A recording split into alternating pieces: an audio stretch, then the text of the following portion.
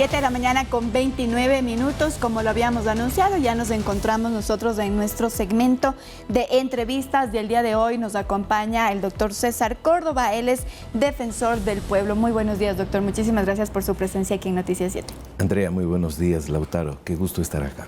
Bien, doctor, quisiéramos iniciar conversando sobre lo que ocurre desde el 25 de noviembre, entiendo, hasta el 10 de diciembre. Es una activación que se hace por los derechos humanos y tiene un nombre incluso en específico. Cuéntenos de qué se trata. Tiempos de Derecho, Tiempos de Seguridad 2023. Ese es el nombre con que se le ha denominado este año a estos 16 días de activismo en cuanto a derechos humanos. Estamos festejando, terminamos el 10 de diciembre, puesto que el 10 de diciembre se conmemora los 75 años de los derechos humanos a nivel mundial. Nosotros también conmemoramos este año 25 años de que la Defensoría del Pueblo como tal ha sido creada mediante ley. En estos 16 días hacemos un recuento de toda la participación de la Defensoría, el activismo que ha tenido la Defensoría en todas sus actividades a través de sus mecanismos en procura por la tutela, protección, promoción de los derechos humanos y de la naturaleza, conforme así reza la Constitución. Doctor, ¿en qué estado nos encontramos como país frente a los derechos humanos?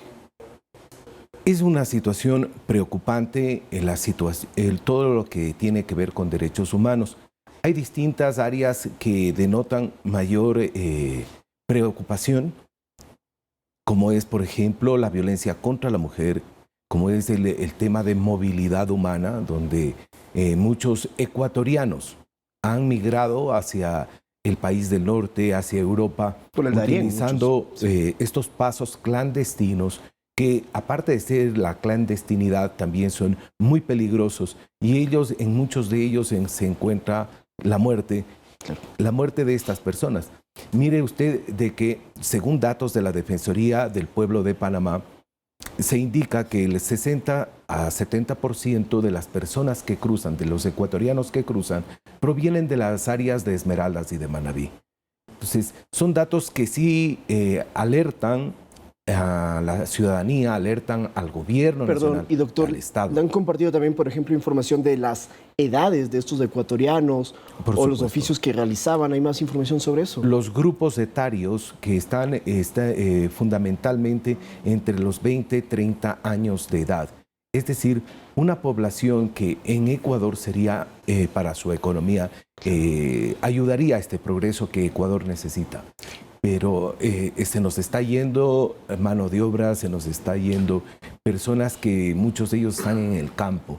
Y por eso es que nosotros vemos en ciudades o en poblaciones cercanas a Cuenca, poblaciones cercanas a Azogues, campos desiertos con unas muy bonitas casas, pero desiertos en cuanto a la agricultura. No hay mano de obra y esto encarece la producción de Ecuador. Bien, quiero regresar también a la otra área que usted ha comentado, que también es preocupante en relación a la vulneración de derechos, y es la violencia contra la mujer. El 25 de noviembre conmemorábamos este día de la erradicación de la violencia en contra de la mujer. Y además entiendo que desde la Defensoría del Pueblo hay esto denominado como la ruta de violencia. ¿En qué consiste? ¿Cómo ayuda la Defensoría del Pueblo específicamente a erradicar estas cifras? En cuanto a la Defensoría del Pueblo, nosotros tenemos incidencia en normativa, en la creación de cuerpos legales, tenemos incidencia en la creación de política pública y en cuanto a la ejecución de la política pública. La Defensoría hace esta incidencia, más no la ejecuta. El órgano ejecutor está el Ministerio de la Mujer y de Derechos Humanos, es el órgano de gobierno que ejecuta esta ruta. Recordemos que solo entre julio y septiembre del presente año han habido 26 casos de femicidio. En este año más de 300 muertes violentas solo de mujeres. Es una cifra alarmante. Y empieza la Defensoría a través de un sistema de alerta temprana a buscar en dónde está o dónde se produce con mayor impacto estas muertes violentas por femicidio y en dónde se produce esta violencia de género. Y tenemos casos que sin lugar a duda preocupan. Cuenca, los grupos donde existe poblaciones indígenas, existe esta violencia bien marcada contra la mujer. Es decir, que por ejemplo, solo para tenerlo claro y que también nuestros amigos televidentes y oyentes puedan entenderlo, una persona, una mujer que ha sido violentada dentro de su casa puede acudir a la Defensoría del Pueblo para obtener ayuda, puede seguir, digamos, este proceso para tener algún respaldo ahí. ¿Y qué respaldo es el que se le da si es que sí? Tenemos 24 delegaciones y en las 24 delegaciones hacemos acompañamiento. Si bien no es nuestra función, poder ir ante una fiscalía, estar con las víctimas, pero sí podemos prestar, y de hecho lo hacemos, asesoramiento a estas personas que vienen sufriendo esta situación que ya, a pesar de que en el Ecuador existe la ley de erradicación de la violencia, nos falta más un poco de política pública a fin de poder lograr estándares aceptables, ¿no? Y erradicar sería muy ambicioso, pero por lo menos en concientizar a las mujeres de sus derechos, empoderarlas y de tal manera que ellas por sí y ante sí puedan defenderse de su violador, de aquel que comete esta violencia en contra de las mujeres. Si hablamos de política pública, entenderíamos que usted podría reunirse con la ministra recién posesionada el fin de semana, Ariana Tanca Maquiavelo, que es la nueva ministra de la Mujer. Quizás tienen ya una propuesta que le van a plantear.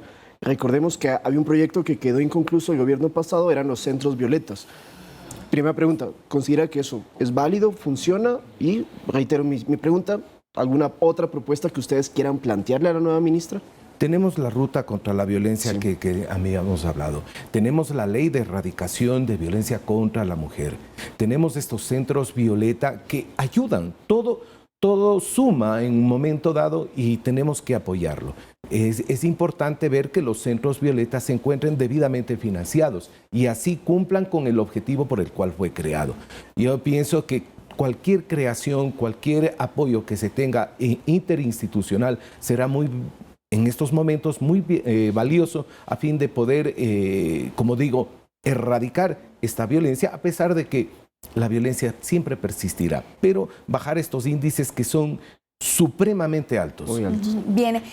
En la anterior administración, en la presidencia de Guillermo Lasso, se habló mucho sobre este registro único, que era una plataforma en donde todas las instancias que podrían respaldar, digamos, erradicar estas cifras de la violencia en contra de la mujer, podían registrar ahí o poner los datos para no revictimizar a quienes han sido violentadas. ¿Este registro único está vigente, está funcionando o qué es lo que falta para que funcione?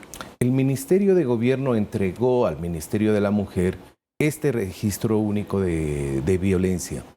Y falta que siga ingresando los datos a alimentar. Tenemos muy en cuenta que las juntas cantonales también tienen o receptan estas denuncias de violencia. Entonces, es necesario que Ecuador, todas las instituciones se unan a este registro y poder tener una cifra exacta. Solo así podemos crear una política pública acorde a una necesidad. Y es válido el registro único de violencia, pero hay que alimentarlo a través de la Corte Nacional, a través del Consejo de la Judicatura, que es donde se presentan las denuncias, Fiscalía, y donde se siguen los procesos, las juntas cantonales, que es importante todo esto que va a un momento dado a sincerar estos datos estadísticos que nos sirven, como digo, para tener una política pública acorde a una necesidad y sobre todo en el país determinar cuáles son las ciudades, los sectores donde se necesita un poco más de atención y se debe implementar esta política pública con mayor fuerza. Quería cambiar de tema, no sé si... Sí. Hay una duda también que tiene a veces la población y es si la Defensoría del Pueblo también puede acompañar a los extranjeros. Se lo pregunto porque tenemos una migración muy alta de venezolanos desde el norte que ingresan, pero también en Perú ya empezaron las políticas para la expulsión de migrantes irregulares venezolanos que van a tener que volver a ingresar a nuestro país. ¿Ustedes también los acompañan, les ayudan a evitar que haya justamente lo que hemos hablado, la vulneración de derechos, que es una población extranjera pero que también la sufre? Definitivamente, la Defensoría está para todos los ciudadanos que viven en el Ecuador o que transitan por este país y para los ecuatorianos que están en el exterior. Nosotros apoyamos a todos los grupos que se encuentren en procesos migratorios. Y es importante lo que usted acaba de mencionar. Tenemos 4.000 venezolanos, según cifras hasta la semana pasada, que habían ingresado al país, pero no habían registrado su egreso. Es decir, 4.000 venezolanos se han quedado. Yo siempre he propuesto a través de corredores humanitarios para aquellos venezolanos que quieran transitar, tener un tránsito, recordando que la migración es un derecho humano. ¿Esta cifra de qué periodo es? ¿De solo este año? Solo con la expulsión de solo Perú con lo que ha en los ocurrido últimos en Perú, días. en el último mes. 4.000. Entonces, es un dato fuerte y por eso la propuesta de la Defensoría fue corredores humanitarios a fin de que este tránsito migratorio de las personas venezolanas sea seguro. Mira, ahora más que todo que nos preocupa en los carreteros, la delincuencia se ha tomado muchos carreteros, entonces es ahí que nosotros nos preocupamos de que este tránsito sea seguro y más todavía en aquellos grupos que son vulnerables, como son niños, adultos mayores. ¿En qué ha quedado esa propuesta del corredor humanitario? Estamos viendo que se trabajaba a nivel de vicecancilleres en la región, sobre todo a efectos de costear estos tránsitos, estos flujos migratorios. Pero yo sí me preocupa de que ya ingresaron en el país y hay 4.000 venezolanos aquí que necesitan el apoyo de una comunidad. Reitero, la migración es un proceso, es un derecho humano.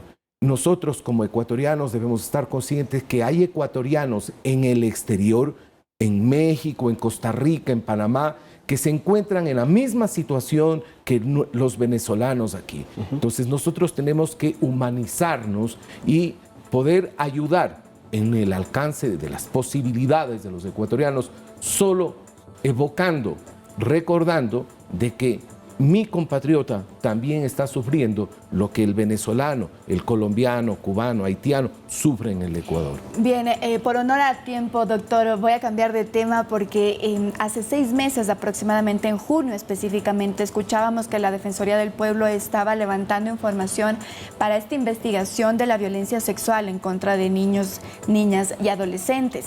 Se tenía previsto que se entregara ese informe en 6 meses. Ya tienen un avance, ya tienen adelantado esta investigación. ¿Qué resultados ha arrojado? La violencia contra los niños, niñas, adolescentes es otro tema que causa profunda preocupación. Estamos terminando ya la evaluación y vamos a entregar en la próxima semana ya tanto a las autoridades, a la Asamblea Nacional, toda esta situación que abarca no solo la violencia contra ellos, sino también abarca lo que es la desnutrición infantil crónica, cuánto es el aporte del Estado, qué ha hecho el Estado, el gobierno nacional, cuál es la deuda que se tiene con la desnutrición infantil.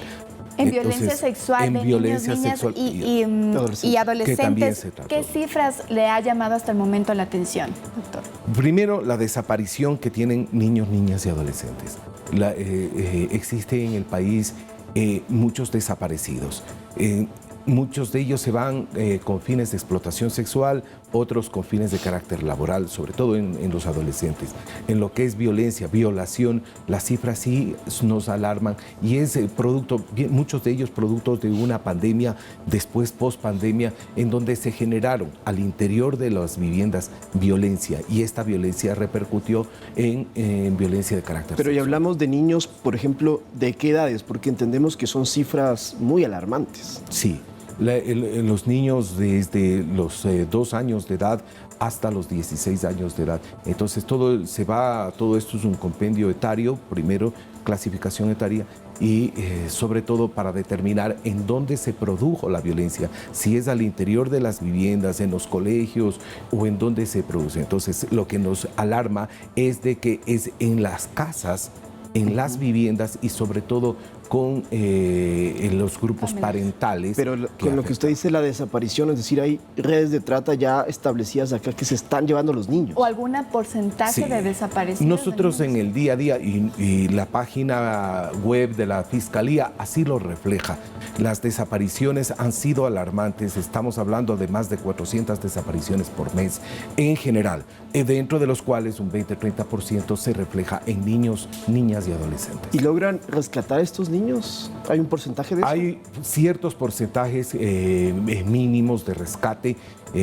Estamos todavía, la búsqueda sigue, estamos planteando de que los ADN sea a nivel regional, las defensorías del pueblo ya estamos de acuerdo y nos ponemos con especial atención por la interconexión que tenemos con las defensorías a nivel iberoamericano, particularmente como a nivel mundial. Pero necesitamos registrar los ADN a fin de poder determinar en cualquier país que se encuentre, poder llegar a saber sobre la existencia de nuestra gente, de nuestros niños, de nuestras personas que están desaparecidas. Doctor, estaremos entonces vigilantes de lo que se presente la próxima semana y de estas cifras que va a presentar la Defensoría del Pueblo. Muchísimas gracias, doctor, nuevamente por Andrea, su Lautaro, presencia aquí en Noticias 7. Muy bien, conversábamos con César Córdoba.